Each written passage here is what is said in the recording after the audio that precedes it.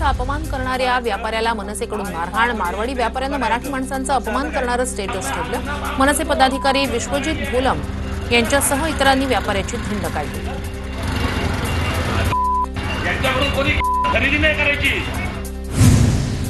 मराठीबद्दल चुकीचे उद्गार काढाल तर मराठी माणूस पेटून उठेलच। मराठी भाषा आणि मराठी माणसांच्या नादी लागू नका। विक्रोळीतील प्रकारानंतर अविनाश जाधव यांची प्रतिक्रिया।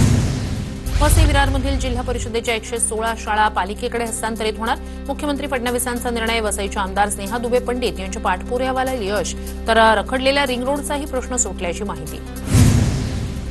एकनाथ शिंदे आणि आनंदराज आंबेडकर यांची युती। स्थानिक स्वराज्य संस्थांच्या निवडणुकीआधी मोर्चे बांधणी। मीरा रोडच्या शिवसेना शाखेत अमराठी नागरिकांना मराठी शिकवायला सुरुवात। महेश शिंदेंच्या शाखेतून मराठीचे धडे गिरवायला सुरुवात।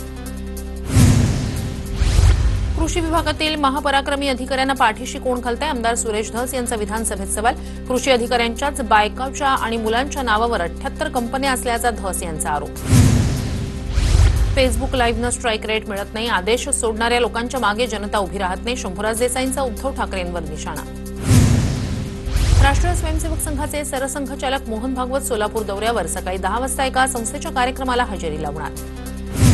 साताऱ्याच्या वाई तालुक्यातील कुसगाव ग्रामस्थ मंत्रालयावर मोर्चा काढणार। बेकायदेशीर दगडखाण आणि क्रशर प्रकरणी प्रशासनाविरोधात मोर्चा काढणार।